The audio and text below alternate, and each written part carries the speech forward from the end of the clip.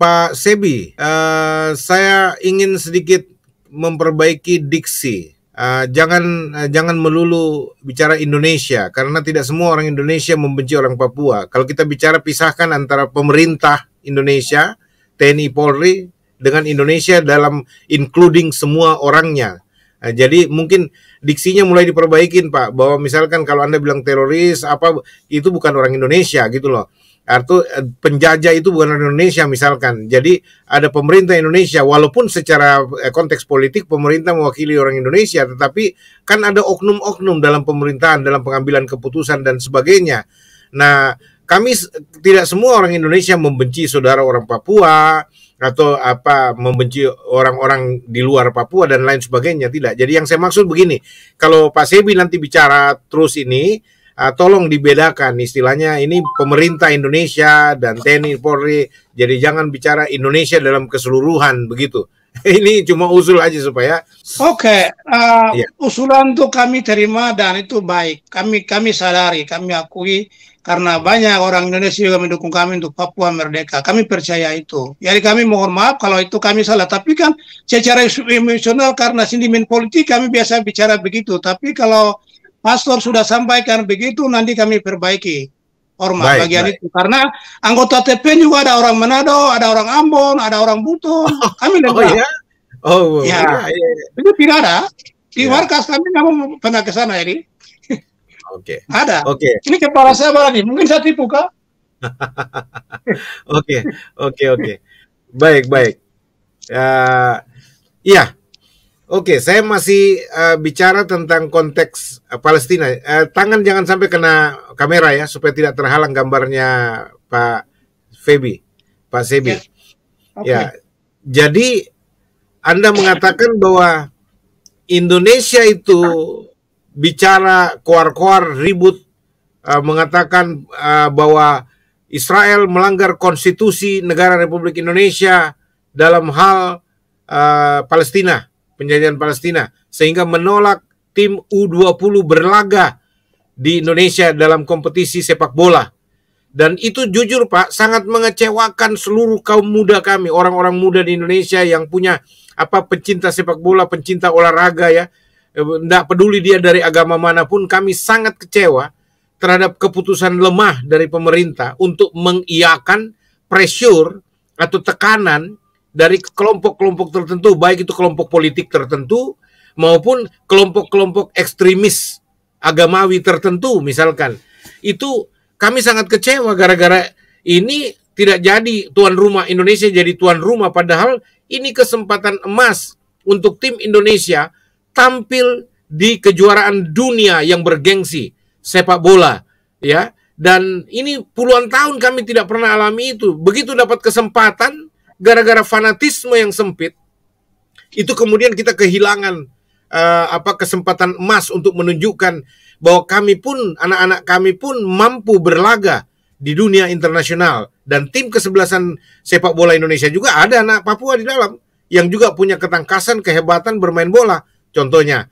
Nah, itu sebabnya saya sendiri sedih ketika mendengar hal ini, karena saya juga baru sadar waktu bilang melanggar konstitusi, padahal penjajahan di muka bumi ini itu lebih dekat di lingkup Indonesia dan Papua sendiri, seperti yang Anda katakan. Jadi istilah pepatah Indonesia itu, bro, gajah di seberang lautan nampak, tapi semut di seberang lautan nampak, tapi gajah di pelupuk mata tidak nampak. Nah, itulah kira-kira yang terjadi antara hubungan Indonesia dengan Papua, Indonesia dengan Palestina. Ya, oke. Jadi ini yang menjadi nota protes Anda, bahwa kalau Anda mengatakan Israel melakukan pelanggaran konstitusional terhadap Indonesia, nah itu juga debatable sebenarnya. Tapi yang bisa dikatakan secara vulgar kelihatan bahwa Indonesia menurut Anda, NKRI, pemerintah Indonesia melakukan penjajahan terhadap Papua. Ya. Apa ada klarifikasi lain dari hal ini atau sudut pandang lain tentang perihal ini? Ya, itu jelas Indonesia ya Papua itu karena begini. Belanda kan sudah persiapkan berserakan pihak KPW untuk memberikan kemerdekaan kepada bangsa-bangsa yayahan, semua negara yayahan di seluruh dunia. Maka Belanda sudah mempersiapkan Parlemen Nigunierat itu Dewan Nigunierat itu tanggal 5 April tahun 1961. Jadi Dewan Nigunierat itu yang menyusun semua kabinet dan andem-andem nasional, atribut negara, embrio negara semua disusun dan diumumkan pada tanggal 1 Desember 1961. Setelah Soekarno mendengar itu, bubarkan negara boneka, dia pidato di alun-alun utara di kota Yogyakarta, itu di belakang kantor pos itu.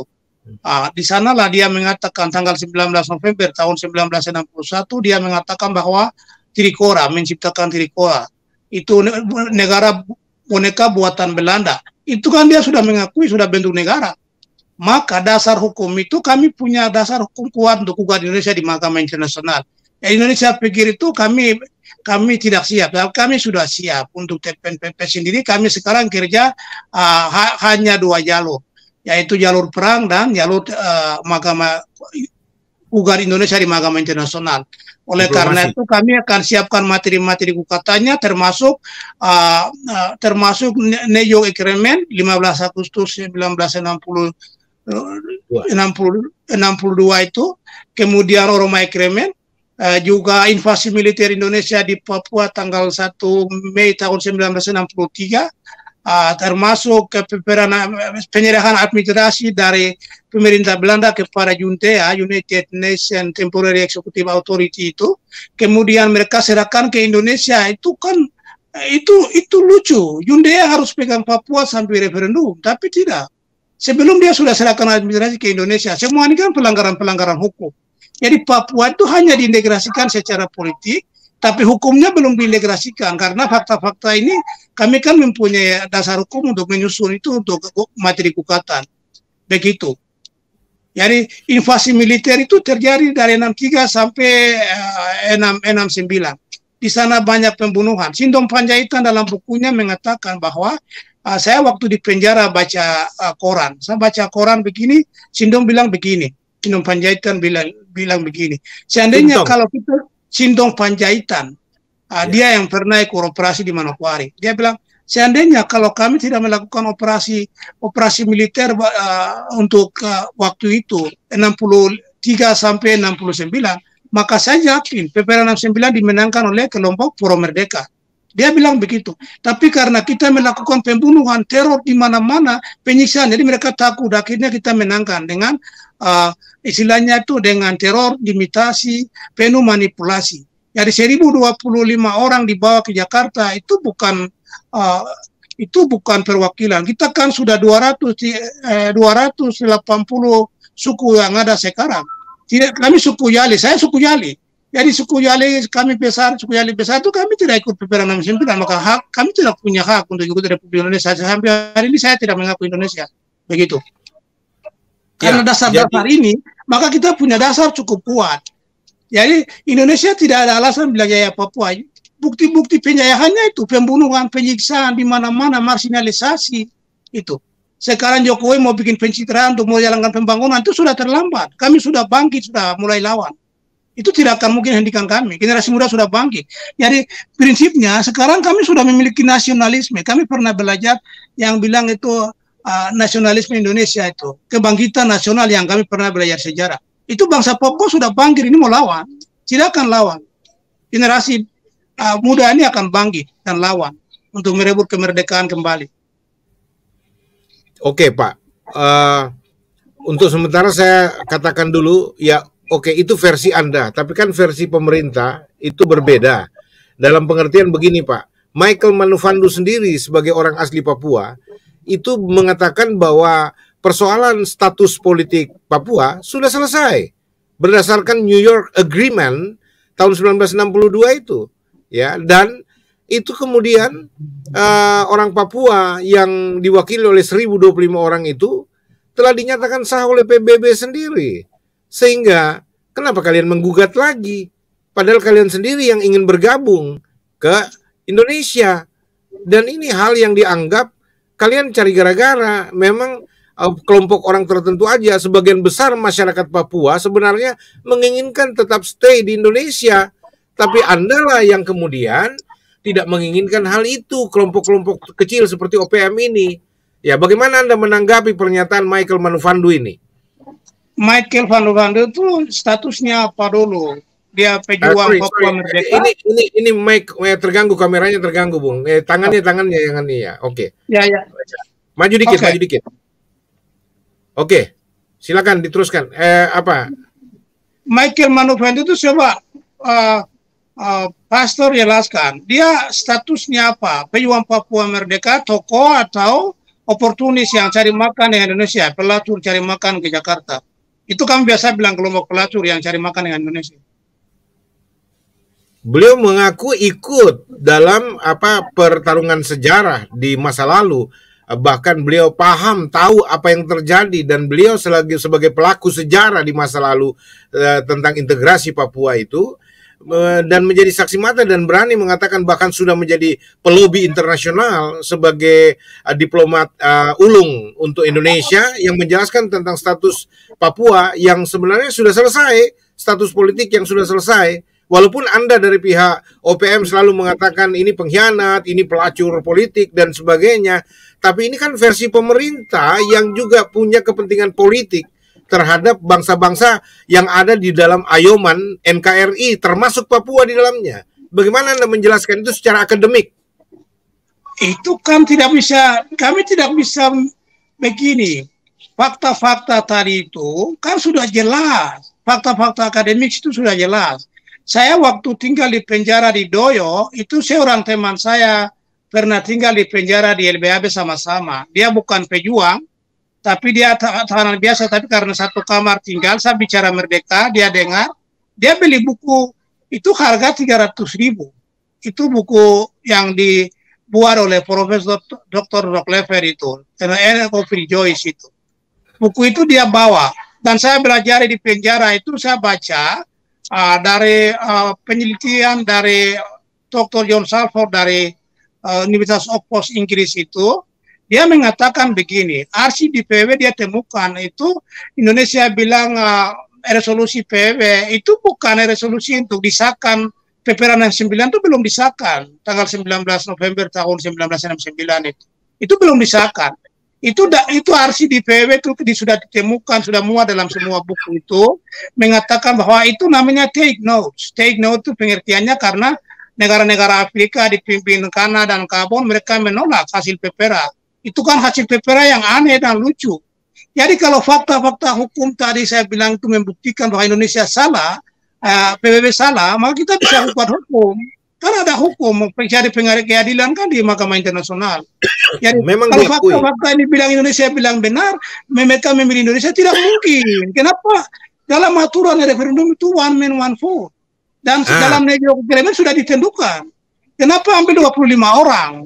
Jadi Indonesia tidak bisa membela diri dengan 25 orang itu tidak benar menurut hukum internasional. Tidak benar. Gini. Tidak bisa Oke. Ya. Saya potong sedikit supaya saya nggak lupa ini. Memang betul bahwa New York Agreement itu ada semacam catatan saja bahwa PEPRA sudah dilakukan berdasarkan rekomendasi, tetapi tidak dilakukan dengan benar. Itu catatannya.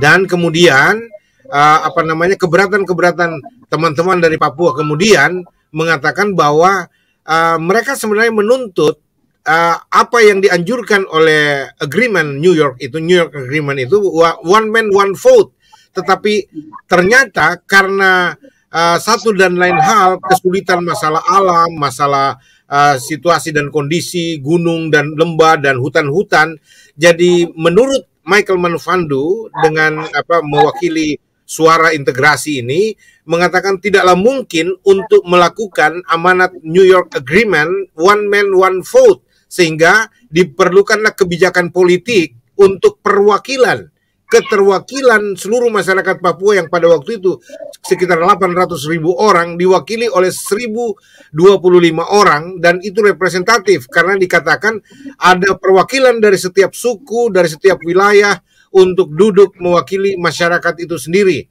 Dan itu sebabnya one man one vote itu tidak bisa dilakukan. Hanya itu keberatan kalian sehingga itu terus menjadi alasan untuk ribut.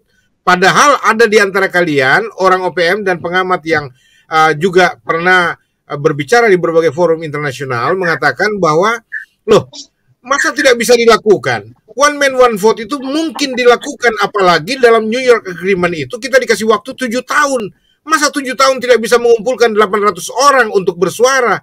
Dan argumentasi ini tetap ditolak oleh pihak Indonesia karena itu dianggap mengada-ada dan coba mengkhianati perjanjian yang sudah dibangun bersama. Bagaimana menurut pendapat Anda?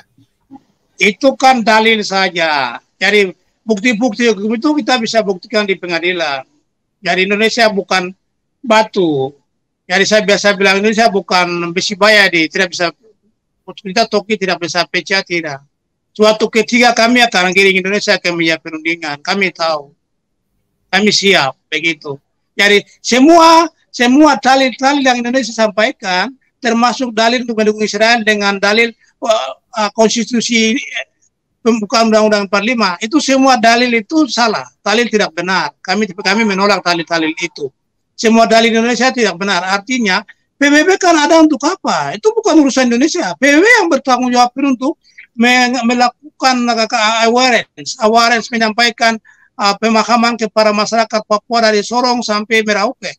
Setelah itu baru referendum, PBB yang laksanakan. Tapi kan ini kan semua dalam tekanan. Indonesia kan ancam mereka. Saya pernah dengar di alun-alun utara Yogyakarta itu namanya museum yang namanya Vandenburg. Museum Vandenburg itu mereka bawa di sana baru kasih kawin perempuan Jawa, orang-orang tua itu. Kasih radio transistor, bilang kamu nanti dengan Indonesia hidup enak, kamu pilih Indonesia saja, jangan mau Papua merdeka.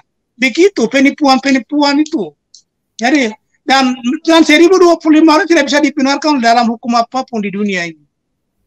Begitu, tidak bisa dibenarkan. Maka kami juga bisa gugat. Kami sudah siap untuk bawa Indonesia ke pengadilan internasional. Begitu.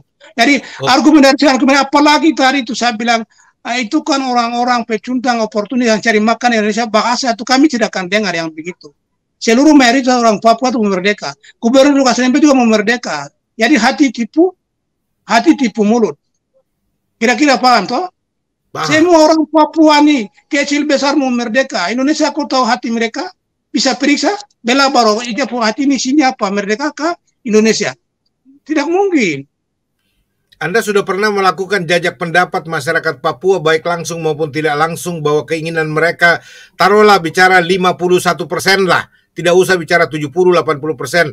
Apakah mayoritas masyarakat Papua memang betul-betul ingin merdeka? Apa yang sudah Anda lakukan? Saya percaya itu karena saya bagian dari masyarakat. Saya percaya, sangat percaya. Semua pegawai negeri Indonesia, saya anggap tentara, polisi, orang asli Papua, semua itu mau merdeka. Kalau begitu, Anda bisa lihat fakta-fakta yang terjadi. Anggota TNI Polri kembali gabung ke TPN.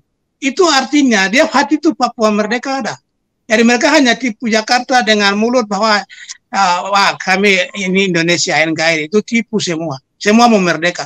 Apalagi mayoritas kami berjuang Papua merdeka. Suatu ketika kami revolusi total, merebut kemerdekaan kembali, kelompok oposisi ini mau kemana? Kembali ke Jakarta, tinggal di sana kah? Nanti melarat di sana seperti Eriko Guterres nanti. Oke lah, taruhlah itu apa yang Anda yakini selama ini, versi Anda sebagai faksi yang ingin merdeka, ya itu sah-sah saja, itu hak Anda untuk berpendapat seperti itu misalkan ya. Tapi bagaimana dengan Freeport sendiri sebagai tanda kutip itu sandera, termasuk sandera untuk tanda kutip ini bahasa saya ya, bahwa Freeport sendiri. Saya pernah dengar begini, saudara Pak Sebi Sambom. Saya pernah dengar, semua dibalik semua rekayasa politik ini sebenarnya ada Amerika yang bermain, dan Indonesia sebenarnya istrinya Amerika, di mana mas kawinnya adalah Freeport McMoran, ya. Nah, dan sedangkan Papua sendiri itu akhirnya jadi semacam korban pernikahan siri antara Amerika dengan Indonesia, Ya, bagaimana Anda bisa menanggapi? Anda mengerti maksud saya kan? Jadi artinya ini Amerika sebenarnya yang coba berkolaborasi dengan Indonesia, yang saya pakai istilah menjadi istrinya Amerika, dan mas kawinnya adalah Freeport McMoran. Nah, apakah Anda bisa membetulkan cerita ini atau Anda punya versi sendiri? Ya, oke. Saya aminkan, kami aminkan apa yang Pastor sampaikan, itu benar. Dan saya mau sampaikan begini. Makanya saya biasa menantang pejuang-pejuang, orang-orang Papua yang tinggal di seluruh dunia. Bilang kami berjuang tinggal di Belanda, di Amerika, di Australia. Kami tunggu, tidak ada yang bawa merdeka. Mereka biasa cerita bahwa nanti Amerika kasih kemerdekaan, PW kasih kemerdekaan. Cerita itu dongeng, itu ilusi. Jadi saya bosan dengar cerita yang begitu. Apalagi mengklaim diri, saya presiden ini, presiden begitu, saya tertawa sendiri. Saya bilang kasihan orang-orang kami ini, orang Papua, begitu. Dari pengalaman-pengalaman banyak. Mereka bilang TPN senjata banyak. Saya dari markas ke markas, masih muda, saya keluar masuk, saya mencoba jalan. Ternyata semua itu tipu belaka. Terpaksa sudah TPN bangkit dan cari senjata dengan berbagai macam cara. Bunuh TNI, rampas, ambil, dan beli dari TNI Polri. Itu wajar lah. Ini kan money talk, uang bicara. Mereka juga butuh uang. Karena Jakarta tidak perhatikan kesejahteraan TNI Polri itu. Kasihan mereka sangat juga di Papua. Nyari jual beli senjata itu kami tidak punya kepentingan apapun. Butuh uang, butuh senjata. Itu saya cukup habis di situ. Jadi yang biasa dengar berarti itu karena terjadi begitu. Hormat. Oke, bagian terakhir, Mr. Sebi Sambom. Bagian terakhir ini yang ingin saya tanyakan kepada Anda ini sedikit agak intervensif sifatnya. Ya, karena ada semacam anggapan-anggapan skeptis dari orang-orang yang menjadi pengamat spirit perjuangan Anda. Spirit perjuangan itu bagus. Siapapun bangsa-bangsa berhak memperjuangkan kemerdekaannya sendiri. Ya, tapi persoalannya adalah persoalan internal kalian. Ya, karena apa? Bahkan kita mendengar di dalam kubu perjuangan ini sendiri ada begitu banyak faksi. Bahkan Bintang Kejora sendiri yang menjadi identitas OPM itu sudah terobek sampai 6 bagian gitu loh. Lalu ada Bintang 14 yang terbagi 2. Ya, saya bercanda sama Pak Jeffrey bahwa Bintang 14 ini bagi 2 jadi Bintang 7, bikin saya kepala. Ya, lalu kemudian Bintang Kejora bagi 6. Lalu ada faksi keluarga Samberi sekarang. Ada faksi netralitas dan lain sebagainya. Lalu kemudian seperti tadi malam saya wawancarai Presiden hasil Kongres Pak siapa ini? Karet. Ya, Pak Michael Karet. Dan punya pandangan-pandangan yang juga agak kontra satu dengan yang lain, dengan teman-teman yang lain. Nah, ini bagaimana Anda bisa solid dalam memperjuangkan kemerdekaan kalau di antara kalian saja terpecah belah begitu. Bagaimana Anda tanggapi ini, Pak? Kami tidak ada yang terpecah belah. Kami tetap solid. Satu komando, satu tujuan, satu bangsa. Kami adalah satu bangsa Papua. Dari kelompok-kelompok kecil itu kami tidak biasa singgung, kami tidak sibuk dengan yang begitu. Karena prinsipnya Anda punya people power atau tidak? Kami punya people power, maka kami berani ambil tindakan. Kami berani bertindak. Kami berani mulai. Kami harus memulai dialog, perundingan, semua harus memulai. Diskusi harus jalan. Ini termasuk memfasilitasi kami untuk kami sampaikan kepada masyarakat Indonesia, masyarakat dunia. Maka kami orang Papua sendiri. Hormat. Oke. Begitu. Baik. Ini sudah disampaikan. Jadi artinya Anda menjelaskan, ini pemirsa Kalam Krisis juga mesti dengar baik-baik ini. Bahwa mereka mengatakan bahwa mereka tidak ada perpecahan. Ya, kalau toh ada 1-2 orang segelintir saja, itu wajar dalam perjuangan, perbedaan pendapat dan sebagainya, terus menganggap diri yang paling layak untuk memimpin dan sebagainya, itu biasa. Tetapi secara utuh, keseluruhan, pejuang-pejuang Papua ini tidak ada yang terpecah belah. Lalu ada juga suara-suara yang mengatakan bahwa mereka diadu domba, dipecah belah oleh pihak pemerintah Indonesia sendiri. Dan ini juga sudah dijawab kemarin bahwa itu justru yang terjadi seperti itu. Tapi kalau internal kami tidak ada perpecahan sama sekali. Nah, saya juga ingin mengatakan Pak Sebi Sambom bahwa uh, sebenarnya kita ini betul-betul menginginkan kehidupan damai dengan semua pihak, dengan bangsa-bangsa, hidup rukun bersama untuk kita menyelenggarakan kehidupan bersama. Ya, supaya kemanusiaan itu bisa dijunjung tinggi, hak-hak asasi manusia itu dapat dijunjung tinggi. Karena itu juga perintah amanat agung Pak Sebi, ya, bahwa keadilan dan kebenaran harus ditegakkan, hak-hak asasi manusia harus dihormati, dan supaya manusia bisa hidup saling mengasihi satu dengan yang lain.